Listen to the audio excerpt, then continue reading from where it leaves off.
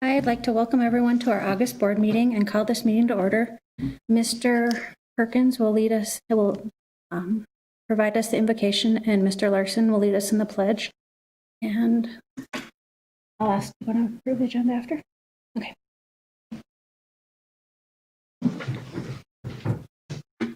I pledge allegiance to the flag of the United States of America and to the republic for which it stands, one nation, under God, indivisible, with liberty and justice for all.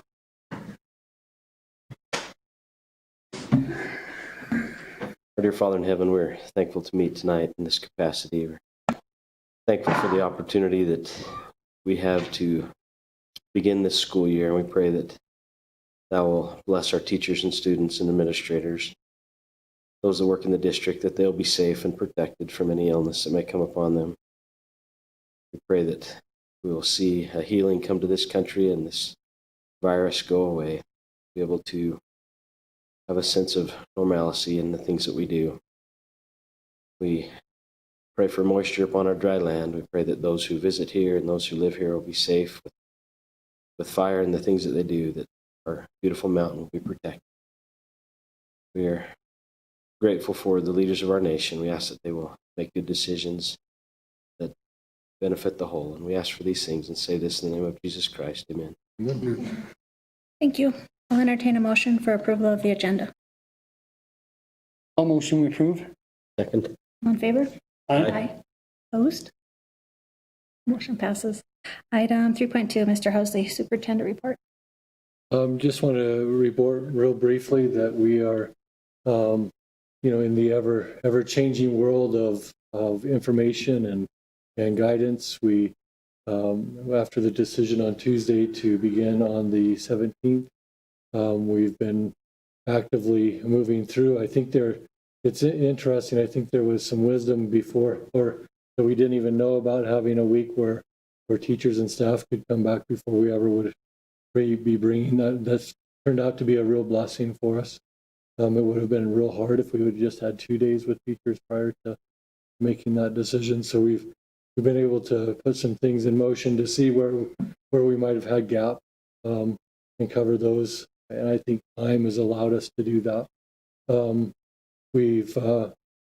Every parent should have been contacted, probably received a few too many robocalls, but we'll, as we start the school year on Monday, we'll ease out of that and probably hopefully get back to a little bit normal behavior as far as that's concerned. But we're excited to come back. We're eager to meet the needs of those families who choose to come back. We're eager to meet those families that choose to educate at home, and then those who have chosen our White Mountain Institute K-12. I think that was the idea behind the planning, and really what we wanted to do is create an environment in which parents can make choices for their children, whether it was to come back or to be in some form of at home. If I wanted to stay connected with the school, I can choose to be at Cholo at home. If I wanted more flexibility and time and being able to do what we needed to, the district very quickly originated and got approval for a K-5 expansion to our 6-8. So from March till now, we've expanded our 9-12 White Mountain Institute to include K-8, and that's been a lot of fun to be able to see the growth in that area. So being able to provide the flexibility, the opportunity.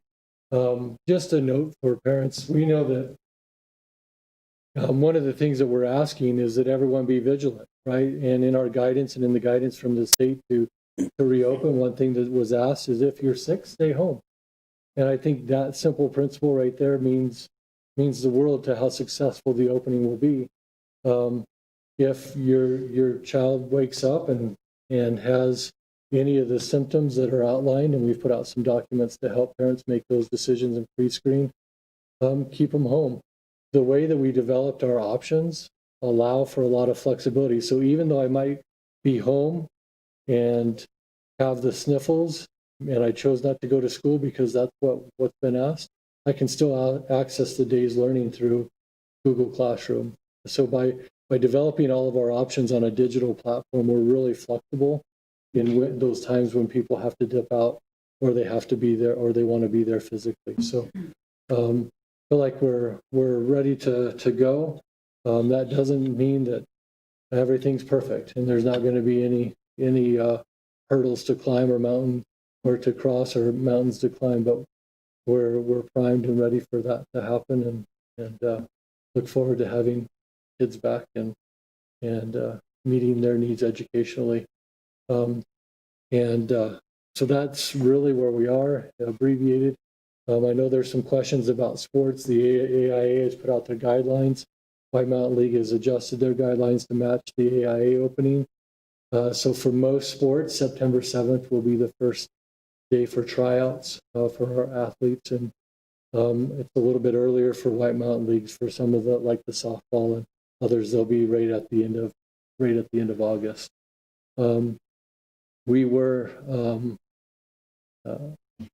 We're just excited about the opportunity, but those are the things that are kind of going on that are on our mind. If things were to change with athletics, it would be through the AIA. Can you explain the difference between K-12 online and at home? Sure.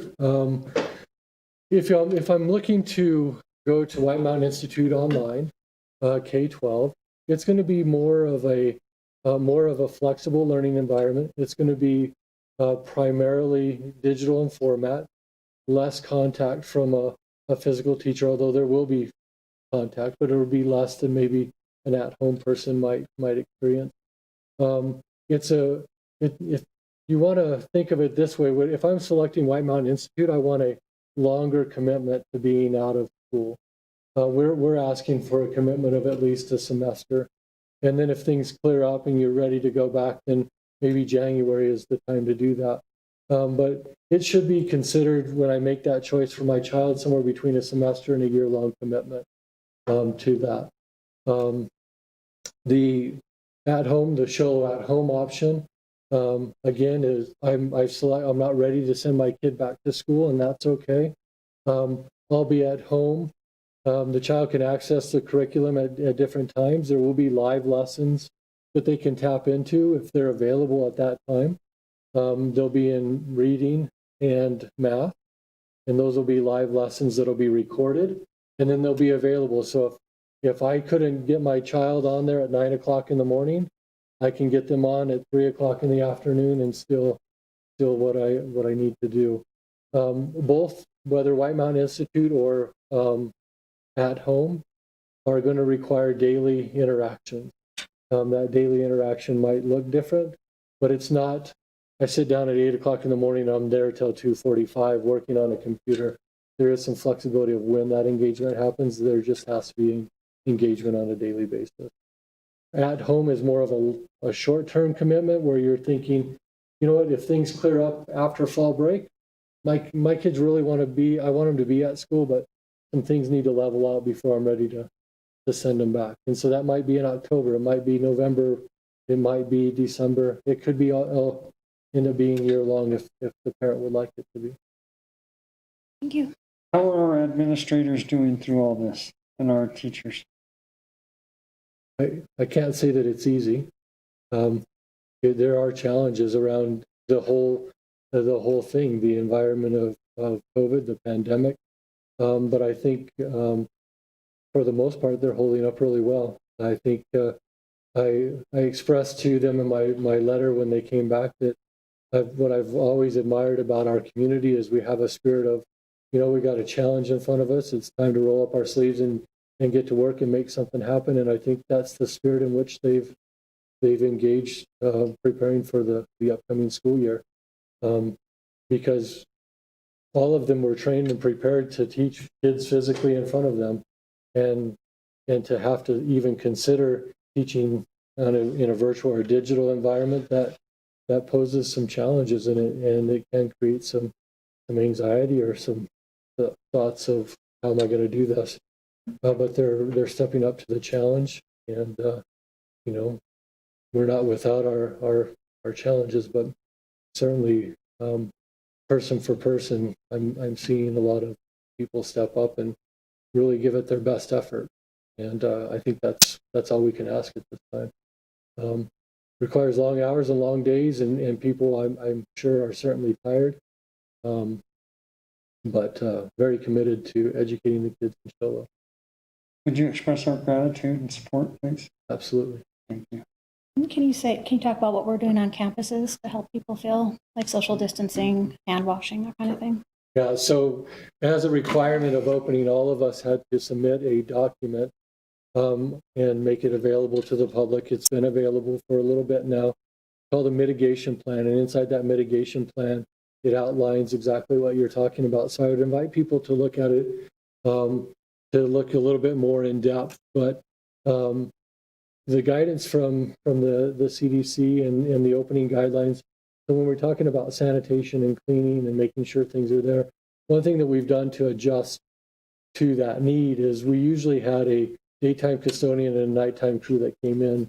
We've now separated them into 3 different crews so they overlap throughout the day, so we can clean a little more consistently than maybe we had to in the past, or were required to. And we can make sure that we're hitting those areas multiple times during the day, high traffic areas, especially like doorways and things like that, to be able to clean them. We have a disinfectant spray that is proven to be successful against this. We've had all of our custodial staff trained. They will also be trained again Tuesday by the actual manufacturer of the product, of how to apply it, how long it should be applied, how to take care of it, so that it and it's a product that isn't harmful. It isn't basically the claim is that if you were to spray it on building blocks and a kid accidentally put one in their mouth in a preschool setting, that it wouldn't harm them. Now, I wouldn't recommend that, but that's what the manufacturer claims that the product is, and it's successful in mitigating COVID. And so we're going to use that. We're going to make sure that desks are wiped down. We've been working throughout the week to ensure that every classroom has a bottle of that spray in their classroom, so that if teachers feel like they've got an area that had some use and they need to spray it down, they certainly can do that if it's between the times that the custodians would come in. We have hand sanitizer in every classroom and in every office. Right now we have the dispensers to dispense out where the product we're assured is going to be in to fill those dispensers, so that not only in classrooms but also in the hallways that those dispensers will be there.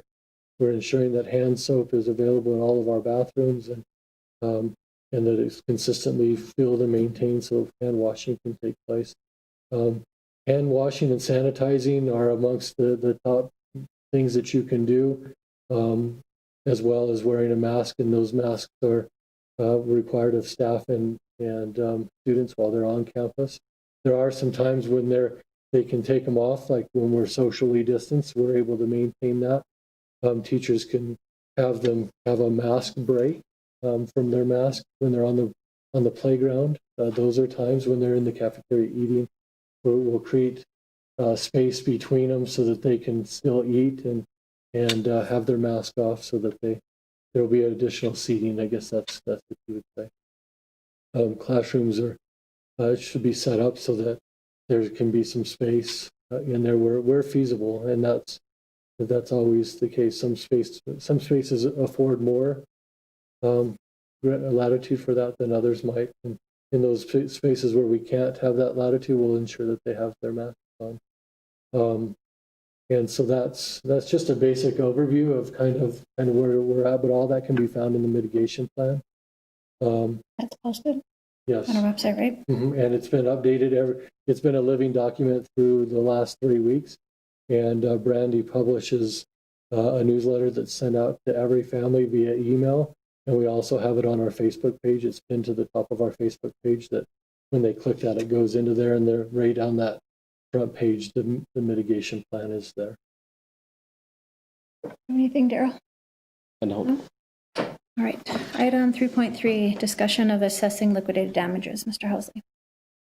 This item was requested to to discuss where the board stands as far as liquidated damages are concerned, and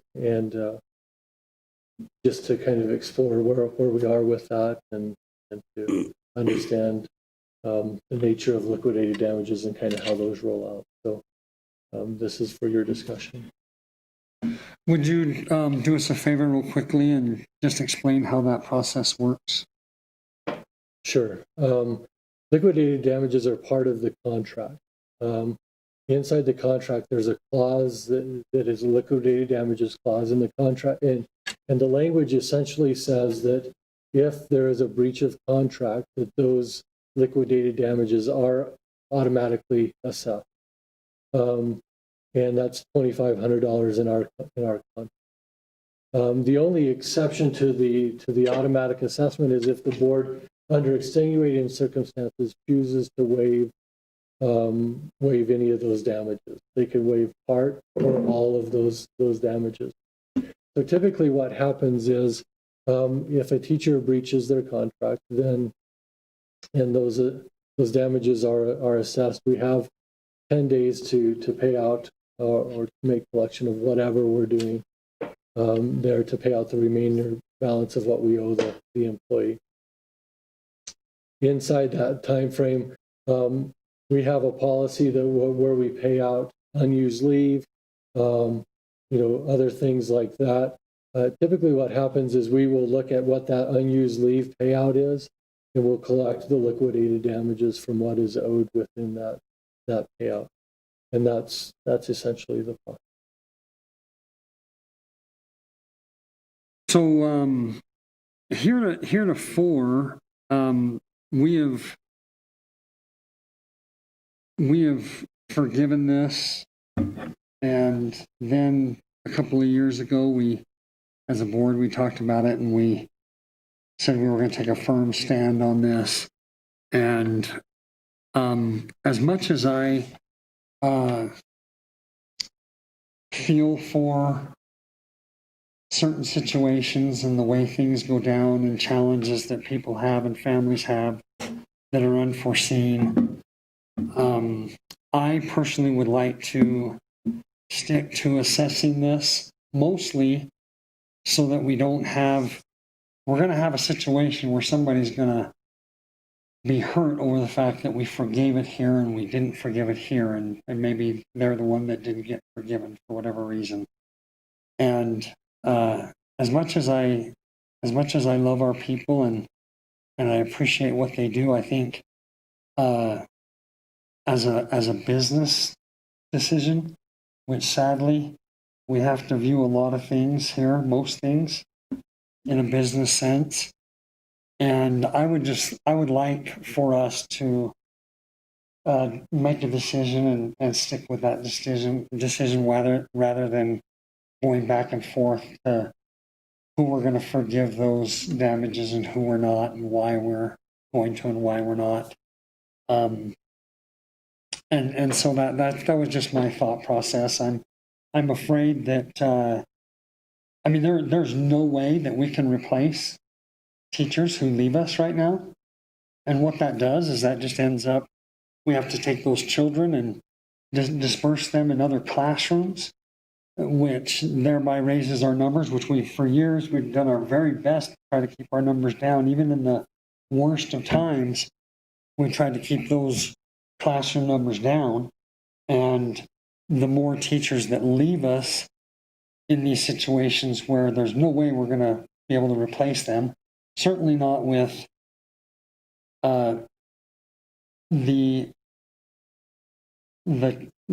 high level teachers that we've made a commitment to ourselves that we're going to hire and and teach our kids.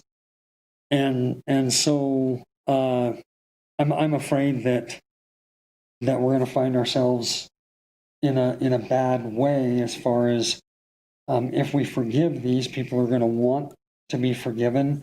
And I understand that, and I really want to express how my heart goes out in these situations. But I think we need to look at it in a business standpoint and decision that we have to cover ourselves, we have to protect ourselves. And that was my thought on it. I don't know what, I mean, I kind of know what you think, but I think there's probably wisdom in choosing to do it that way. For one, we all have our favorites. Oh, they taught my kid in second grade, or they've done this or they've done that, and there is some wisdom in choosing that way. Just levels the field. So I see where you're coming from. And frankly, we've been left in a lurch for administrators leaving during the school year, which just puts us in a bad spot. We then have to find people who are willing to step up and in some cases administer by committee. It is just really it's a tough spot. And I know there's administrative costs to people leaving and trying to hire people, and those are just my thoughts that I think we should stick to our decision that we had made, and hopefully people will understand that in spite of our love for them, there are certain decisions we need to make, and tough decisions that aren't fun to make. Mr. Larson, just to add to what you're saying, not too many people recognize this, I guess, but and I don't suggest that the board take this approach, but a breach of contract on the side of a teacher, according to the State Board of Education, is a revocable offense, which means that they could have their license revoked if a board should choose to go and request that. That's how serious of offense that we're talking about in the eyes of the State Board of Education. And I think they realize because we can't replace them. Right, and I don't think that that's your intent, nor would I recommend that be your intent. But I do know that there are districts that take that stance, and we're not one of them, thank goodness. But at the same time, it does kind of express how important that contract is and the impact that it has on a school system. If the state board takes that stance, there probably is some significance to it, and that's just a little bit more to what you said, perhaps. Thank you. I was going to point that out and let my mind, but anyway, I just wanted to visit with you guys about that, and I know I feel like forgiving it too. I don't want to cause anybody hardship at all, and I know that nobody's doing it to be hateful or anything like that. Things just happen. I just think sometimes there's things out of their control, so I don't think it can be black and white necessarily. No. I understand. Okay. Item 3.4, Mr. Housley, approval to use COVID waivers for returning students. So we have issued waivers. Just kind of a background on this. The one thing that the nature of insurance is that, as I understand it, I'm not an insurance expert, but the way that it's been explained to me, the majority of the districts in the state are covered by the trust.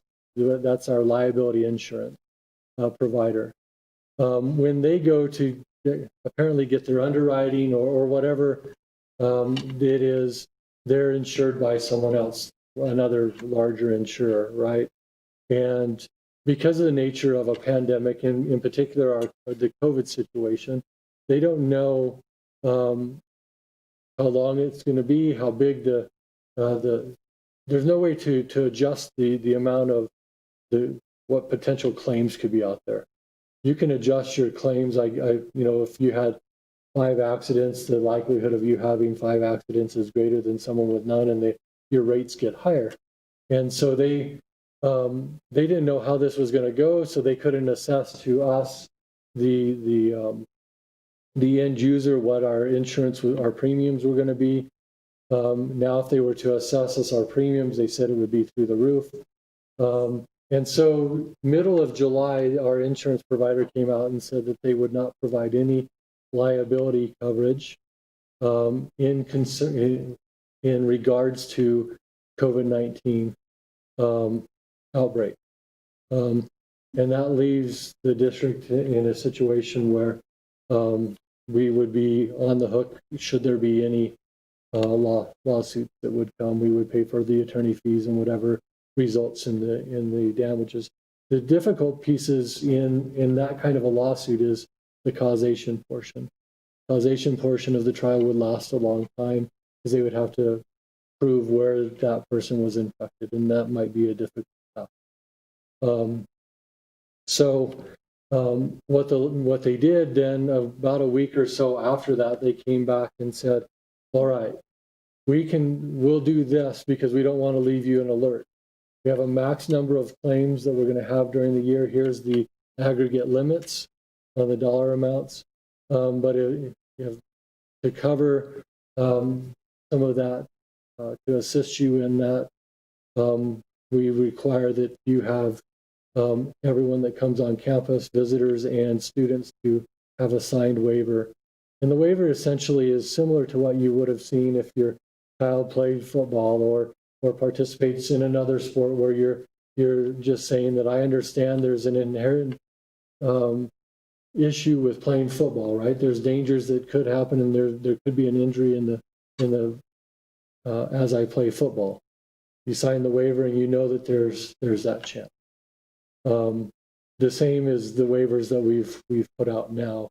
It explains that there's a pandemic and that they understand that the decision to bring a child to campus is wholly optional, and they can choose not to bring them because there's other options, or they could choose to bring them.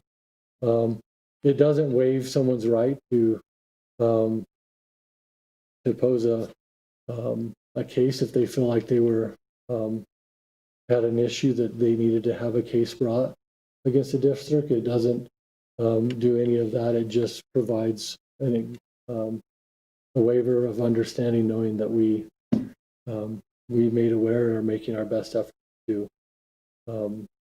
respond, and that everyone has a potential of being infected no matter where you're at. So that process is started. It's going pretty well. The trust gave us the waiver. We couldn't modify the waiver at any point to qualify for their assistance in navigating the liability of the. So just bring that to you tonight for your approval so that we can continue with that waiver. And What are you going to do on Monday if someone gets on the bus or is that class without a waiver? That's a great question. It'll probably happen, and we've anticipate that it might. And so what will happen is during that first period, the secretarial staff will see who we have. They'll judge it based on our attendance, who's actually in. They'll use PowerSchool and see what they have. And the ones that we don't have, we'll actively try to get them during that day. Making phone calls, we'll text message, whatever we need to do to get a hold of them and see if we can't get a signed waiver. It's real easy. We can send it in a PDF. They can sign it on the PDF and push send and send it right back. They can print it off. We have it several places on Facebook and then on our in our newsletter, where they can print it off and send it to feedback@sholo.education. And that goes to Brandy's email that she manages, and she gets it dispersed to the site.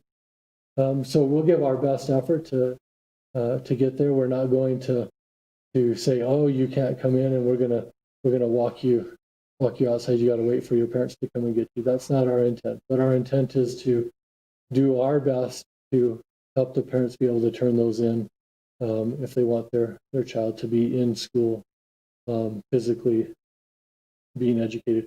if someone chose not to, they certainly can choose one of the other options. As it says in the paragraph, it's wholly their choice. It's their choice to bring a child back to campus or to not. But we do have options for them if they don't feel comfortable with it. Have any other questions? No. Thank you. Item 3.5, call to the audience. Mrs. Schultz. Sean, this is your running. Or Mr. is your running mate. Oh, Hello. hello. Nice to see you all. Thank you for having the meeting and inviting the community to come and speak. As a parent of 2 students this year, I really appreciate that you've been giving so many options for parents.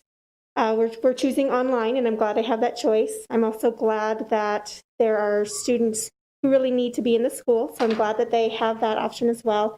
One question or concern that I have is I'm wondering how much choices the teachers had. When you were making the decision to open on Monday, I wonder if you surveyed the teachers, what they said, what they had to say. And for teachers who did have an issue starting school, I wonder if they were giving any kind of options or flexibility with what they could be doing, or if it was really just show up in person despite your personal risk you might be, or have to quit in a bad position. So I'm just wondering if you could clarify that a little bit. The board isn't able to comment on calls to the public, Okay. but I certainly can respond. Board, the board did consider a staff survey, and that staff survey, there were 210 responses, so almost all of our staff responded to that. The majority of which helped the board to make the decision on where we were, how we were opening. So By majority, do you mean 51%, 90%? no, I can't give you the exact percent because I don't have it here, but from those who were considered extremely ready to come back to, yeah, I'm ready. I'm not extremely ready, but yeah, I'm ready. So 3, 4, and 5, it was close. It was over 60%. I'm glad to hear that. So the people who were not ready and who maybe had something going on with their family where they'd be at more risk, were they given any kind of flexibility or options for some way that they could still honor their contract and be comfortable, or did they have to show up in the classroom on Monday? When those issues arise, those are addressed individually on a case-by-case basis, and their administration at the school sites work with them on finding what those options look like. Okay, well, I hope that the teachers know that the community values them and takes their safety seriously. Thanks. Thank you, Mrs. Schultz. Mm. Item 3.6, future board agenda items. You guys have anything? I don't. Carol? No? Okay. Item 4.1, approval of out-of-state and overnight travel. Mr. Hosley. With the coming out of the AIA schedule for the fall, which is everything that you're approving tonight is to be determined. There are an outline. Excuse me, it's not moving to the next thing, but hopefully you can see that on yours. There is a list Mr. Nicholas has provided when the tournaments that we were projected to go to, when for instance, the state tournament, volleyball was scheduled to go to the Round Valley tournament. With those things, if the AIA opens up for us to play, then that would be the anticipated travel that we would make in accordance with that schedule. And I would ask that you would approve that, and obviously contingent on AIA making those recommendations and having the season in play. A motion to approve out-of-state and overnight travel. No, second. All in favor? Aye. Aye. Motion passes. Item 4.2, approval of the Wise Guys and Smart Girls program for the junior high school for the 2021 school year. Madam President, members of the board, this is a program that the junior high has subscribed to in the past. I know you have the documentation there to review. If you have any questions that you'd like to ask about it before you're approving, Mrs. Clark is here. I'm sure she can answer if there are any questions that you have about that program. No. I'm okay. I'll move to approve the Wise Guys and Smart Girls program for the junior high. I'll second. All in favor? Aye. Any further discussion? No. Motion passes. Item 5.1, approval of new and revised positions. Mr. Hosley. I'm sorry, mine's taking a nap. In order to reflect the position just a little bit differently, the position at the high school, sorry, it's loading. There's a position at the high school that's been labeled as a paraprofessional. The actual duties are that they assist in discipline. And so they assist with monitoring the environment. If there's someone with in-school suspension, they monitor parties and things like that.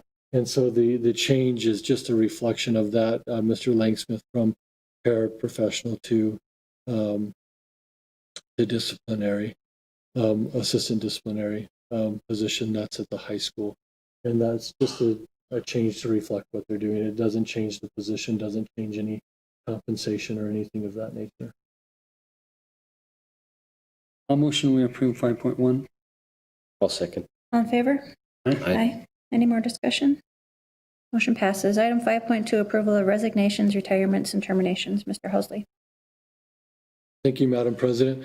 Resignations, fourth grade teacher at Linden, Vanessa Kinney, Teresa Gaffney, special needs bus driver, and then Allison, Yarnson. Allison was actually our White Mountain Institute teacher assistant. She was a paraprofessional in that environment. She got her degree, and she's actually been approved to teach math for us at the high school. So that's what that was. That's awesome. I'll motion we approve. I'll second. All in favor? Aye. Any further discussion? Motion passes. Item 5.4, approval of stipends, volunteers, and event workers. Mr. Hosley. Madam President, there is quite the list, as you know, as we start back to school and have activities going. There are a lot of stipends and things to help those programs run. And so I bring to you this evening for your approval the list of stipends, volunteers, and event workers.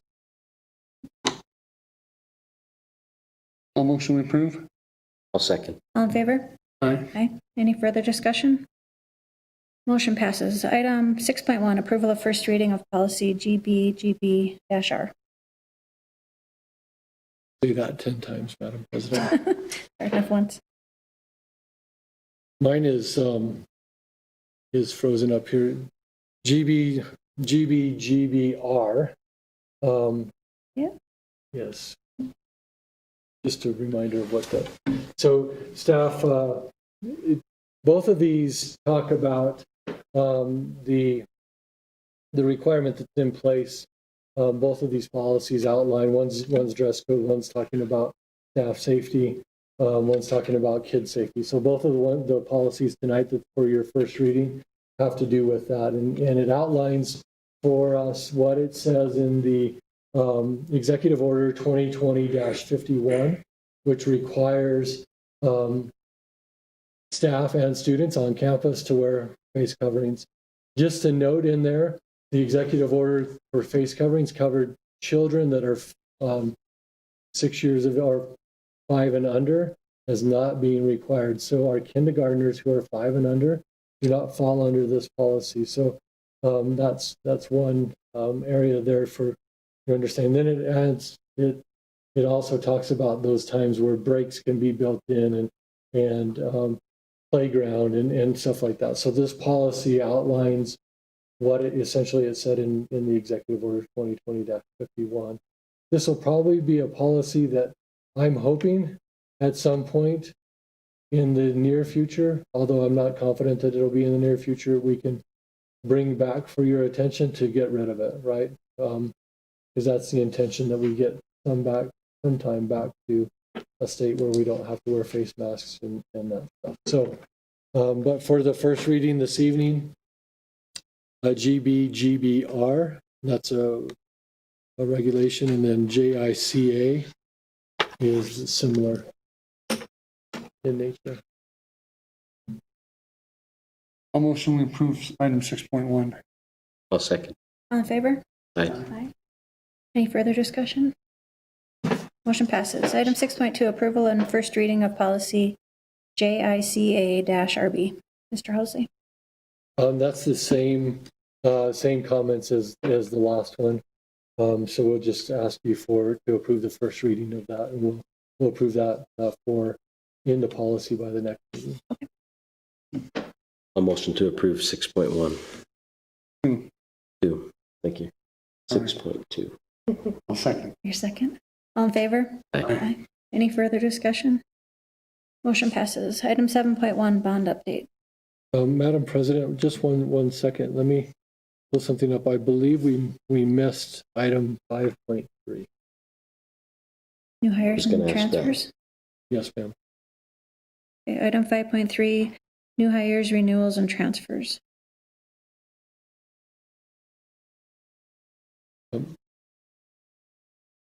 Waiting for the attachment to come up. Madam President, there are some there. If you would like to read them, or if you just want. Sure. New hires, Marlene Wilkins, junior high choir teacher, pending superintendent interview and fingerprint clearance. Transfers, Jody Gilmore from Nicholas Homestead to Whipple Ranch Elementary. Elizabeth Clark, transfer from 35 hours a week to a step 1 to a 40-hour a week at the junior high. Dana Jim from 0.6 hours to 0.8 at junior high and Linden Elementary. And long-term substitutes, Gavin McKinney, 7th grade science, Amber Hall math, junior high, Mark Minot, science, high school, and Tyler Yeager, 4th grade, Nicholas Homestead. Thank you, Madam President. And we bring those for your approval this evening. I'll motion to approve new hires and transfers. I'll second the motion. All in favor? Aye. Any further discussion? Motion passes. Item 7.1, bond update. Mr. Housley. So with everything else going on, we've managed to be able to look at some options for not internet-based, but in enhancing our speaker systems within our buildings. That project's not completed yet, but we have kind of identified which devices we want to put and where we want to put them. Mr. Clark has been working on that, but as you know, in the last 8 weeks or so, it's been pretty much trying to plan on how we get this school year started, and so it's been a little bit slow. I will report to you though that the work in the auditorium with the new rigging and that stuff that is just wrapping up. There may be a few touch-ups to do and final inspection, but certainly happy to have that done and have all those riggings and the lighting and stuff put together so that it's a safe environment for our students. Not related to the bond, but excuse me, but related to SFB projects, the State Facilities Board.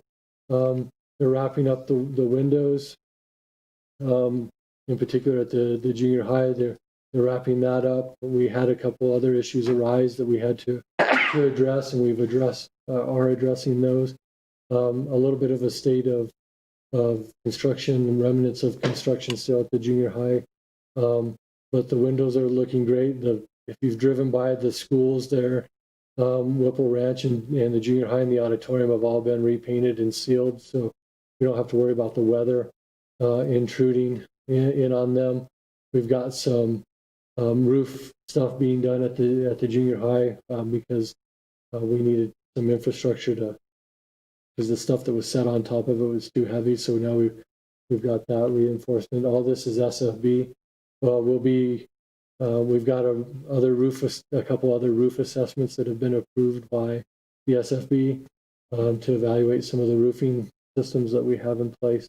Also for the weatherization at Linden and Nicholas Homestead, those are on the dockets to push through. So we've definitely gotten our fair share of SFB money. We're going to continue to address our needs that way. In a world where capital money is hard to come by, the SFB in this process has been a blessing to our district, and we certainly appreciate their willingness to work with us to get our needs met. And it looks really good. It does look nice, The doesn't it? colors are really nice. Mhm. Did you pick it out, Daryl? I had something You to did a good say about job. it anyway. Now- Mr. Housley, do you have an idea of what we've been able to stretch our bond monies, including the SFB and whatnot? Where are we on that? Do you have an idea of that? Very roughly about $5 million or so. When you consider just the upgrades to the gymnasium, the floor and the air conditioning system, that itself was almost $2 million. What's the status on the gym floor after the flooding and all that? Oh, we're hoping that it doesn't flood again. Currently, they have the floor down. They have they're repainting the stripes on the floor. We were waiting for the engineer to come up. Apparently, what happened is when the original bleachers were there, they went up to this height. The new ones they had to take for safety and ADA reasons. They had to take the plank. Remember the platform that was up on the top? Mm-hmm. They had to take that off so it pushes the bleachers back in it, and it brought them up 6 feet or something. So they're a few feet higher than they were before. Well, that movement up puts them in an environment where they didn't have anything to bolt to. So they were putting wood fascia or wood to bolt on and lag it into the masonry. And when they were doing that is when they hit the pipe. So the engineers had to go back to the drawing boards and figure out how they were going to lag it to the masonry without hitting more pipe. And I think they have a solution. Last week they came and looked at it again, and they feel like they have a solution that'll work. And so after the floor is done, they've got to get the bleachers attached to the wall. And pending any other issues, that should conclude that project. I don't want to speak too loudly on that, but we're hoping that it's available by the time come September when the teams need to get on the floor. For volleyball. Yeah, thank you. Item 7.2, approval of the 2021 Tech Buddies. Mr. Hosley. These are all in Mrs. Beecroft's realm, and we'll let her talk to those. Okay, so we have a staff member at each campus that gets a stipend to be a tech buddy. That means they help with technology. With the exception of Miss Cody, I'm assuming since she won't be at Linden, that will be reassigned. But Whipple Ranch, we have Janelle Trantham. Nicholas is Ben Peterson. The junior high has Glenda McMillan, and the high school tech buddy is Carrie Houston.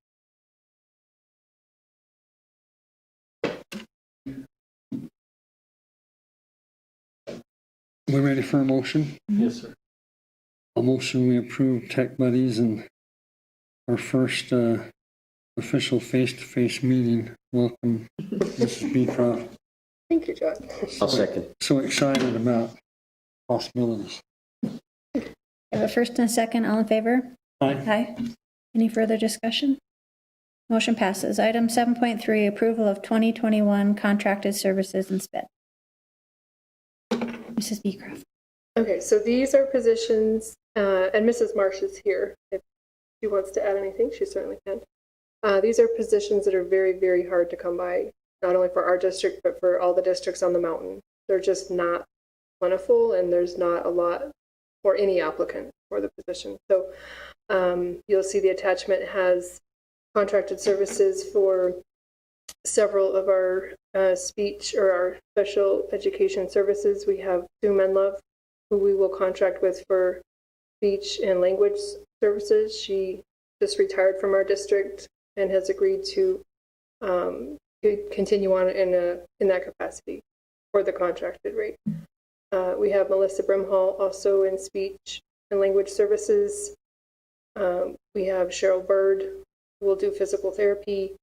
Vicki Lawrence, special education teacher. She will do a lot of the contract writing, the IEPs and the METs, a very time-consuming responsibility. Miss Lawrence actually was staff member at the high school. So with her resignation, we're able to still benefit and contract with her to take care of writing those contracts. The final is Dr. Hurst, who will do contract with us for the psychoeducational evaluation.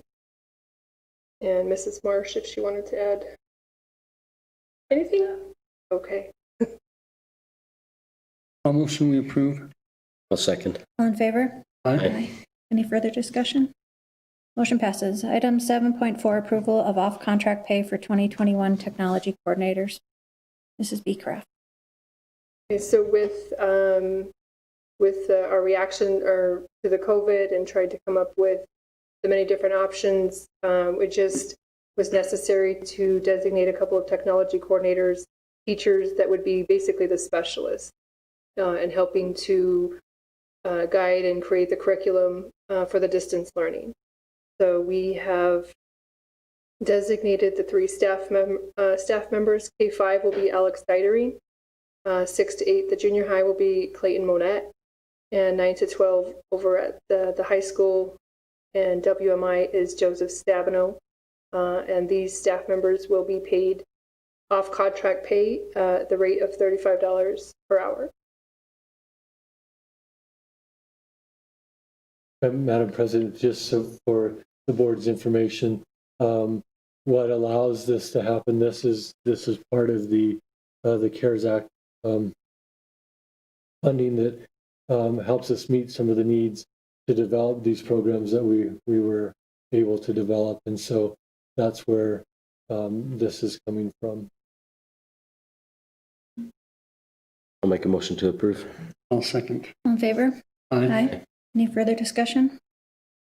Motion passes. Consent agenda. Mrs. Beecraft. So attached for the board's review, we have the ratification of the expense vouchers that we have processed in the last several weeks for August. We also have the ratification of the payroll voucher for the board's approval. I'll motion we approve the consent agenda as listed. I'll second. All in favor? Aye. Motion passes. Item 9.1, motion to adjourn. I'll move we adjourn. I'll second. All in favor? Aye. Meeting adjourned. Thanks, guys. Thanks, guys.